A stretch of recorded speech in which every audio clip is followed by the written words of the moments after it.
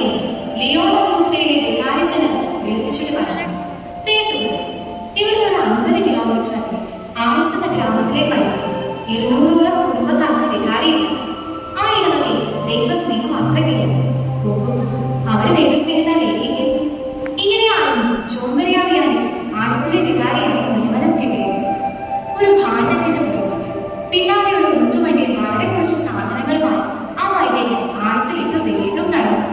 വഴി പറഞ്ഞുകൊണ്ട് ഇടയ കാണുന്നത് അകലമായി സ്വർഗത്തിലേക്കുള്ള വഴി താൻ കാണിച്ചു തരാമെന്ന് പറഞ്ഞത്. ആൾസിലെത്തിയപ്പോൾ കണ്ട വിജനമായ ദേവാലയത്തിന്റെ അവസ്ഥയിൽ നമുക്കറിയാം. ഇടവക ജനത്തിന് മതം കാണുന്നതിൽ അങ്ങനെ താല്പര്യമൊന്നുമില്ല. ഞായറാഴ്ചകളിലും തിരുനാൾ ദിവസങ്ങളിലുമൊന്നും ആരും ഗർഭിക്ക് അറിയില്ല.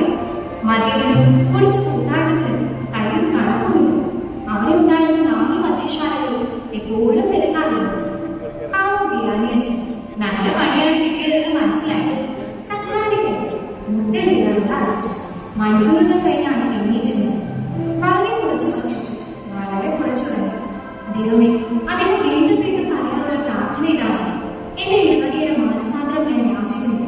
അല്ലാതെ എന്റെ ജീവനുള്ളിടത്തോളം കാലം നീ ആഗ്രഹിക്കുന്ന എന്തും സഹിക്കാൻ ഞാൻ ഒരുക്കമാണ്. ഗ്രാമവാസികൾക്ക് ആകാംക്ഷയായി. പുതിയ വികാരിയുടെ നീക്കങ്ങൾ അവർ നിരീക്ഷിച്ചു. ഒരു വൃദ്ധ പള്ളിക്കുള്ളിൽ ചെന്ന് നോക്കിയപ്പോൾ മുട്ടുകുത്തി പ്രാർത്ഥിക്കുന്ന നിലയിൽ വിയാനിയച്ഛനെ കണ്ടു. വേറൊരാൾ അച്ഛന്റെ താമസ സ്ഥലം കയറി കണ്ടു. അടുക്കളയിൽ പറയാനായി ഒന്നുമില്ല. സ്റ്റോർ ഒരു ശൂന്യം. കിടക്കയോ പുതപ്പോ ഇല്ല. അച്ഛ, അവർ ചോദിച്ചു, അച്ഛൻ എങ്ങനെയാണ് ജീവിക്കുന്നത്? ഞാൻ ജീവിച്ചു പോകുന്നുണ്ട്, അതായിരുന്നു മറുപടി. കൂടുതൽ ആളുകൾ പള്ളിയിലെത്താൻ തുടങ്ങി. വിയാനിയച്ഛൻ മുട്ടുകുത്തി നിൽക്കുന്നത് കണ്ട് അവരും മുട്ടുകുത്തി. അദ്ദേഹം പ്രാർത്ഥിക്കുന്നത് കണ്ട് അവരും പ്രാർത്ഥിച്ചു. ദൈവത്തിലുള്ള അദ്ദേഹത്തിന്റെ വിശ്വാസവും അവരോടുള്ള സ്നേഹവും അവരെ വല്ലാതെ സ്പർശിച്ചു. വിയാനിയച്ഛൻ ഇങ്ങനെ പറഞ്ഞു, ഞാൻ ഒന്നുമല്ല, ദൈവമാണല്ലോ. എനിക്ക് വേണ്ടി ഒന്നും ചെയ്യാൻ എനിക്ക് കഴിയില്ല. ദൈവത്തിനെ സാധിക്കും. സ്ത്രീ പുരുഷന്മാരുടെ എല്ലാം ആത്മാവ് ദൈവത്തിൻ്റെതാണ്. അത് ദൈവത്തിന് വേണ്ടി ഉണ്ടാക്കപ്പെട്ടതാണ്.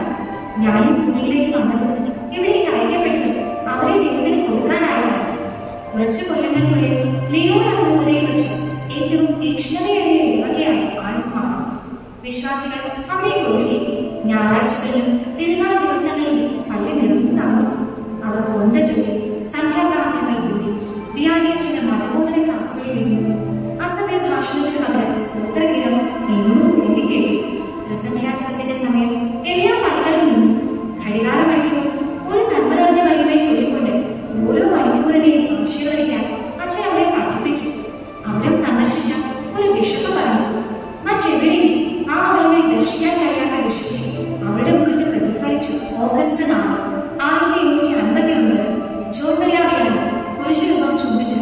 41 വർഷങ്ങളോളം ആൾസിന്റെ വികാരിയായ പുരോഹിതൻ നിത്യതയിലേക്ക് പ്രവേശിച്ചു. 1929 വിശുദ്ധ ജോൺ മരിയ വിയാനി സകല വൈദികരുടെ മധ്യസ്ഥനായി കത്തോലിക്ക സഭ ഉയർത്തി. നിർമ്മലതയുള്ള ആത്മാവ് ദൈവത്തിന്റെ മേൽ ചെയ്യുന്ന പ്രേരണാശക്തി അത്ഭുതകരമാണ്. അത് ദൈവത്തിന്റെ ഇഷ്ടം ചെയ്യുകയല്ല, മറിച്ച് ദൈവം അതിനെ ഇഷ്ടം ചെയ്യുകയാണ്. 3 സംഗതികളാണ് വിശുദ്ധി സംരക്ഷിക്കാൻ ആവശ്യം: ദൈവ സാന്നിധ്യ സ്മരണ, പ്രാർത്ഥന, ഉദാശീലത. വേറൊന്ന് ആധ്യാത്മിക ഗ്രന്ഥ പാരായണമാണ്. ദിവ്യകാരുണ്യമില്ലായിരുന്നെങ്കിൽ യാതൊരു സൗഭാഗ്യവും ലോകത്തിൽ ഉണ്ടാകുമായിരുന്നില്ല. ജീവിതം ഭാരമാകുമായിരുന്നു. ദിവ്യകാരുണ്യം സ്വീകരിക്കുമ്പോൾ വാസ്തവത്തിൽ നാം നമ്മുടെ ആനന്ദവും ഭാഗ്യവുമാണ് ഉൾക്കൊള്ളുന്നത്. ഇടവക വൈദികരുടെ മധ്യസ്ഥനായ വിശുദ്ധ ജോൺ മരിയ വിയാനിയുടെ തിരുനാൾ ആഘോഷിക്കുന്ന നമുക്ക് നമ്മുടെ ഇടവകയിലെ വൈദികരെ സമർപ്പിച്ച് പ്രാർത്ഥിക്കുകയും എല്ലാവിധ ആശംസകളും നേരുകയും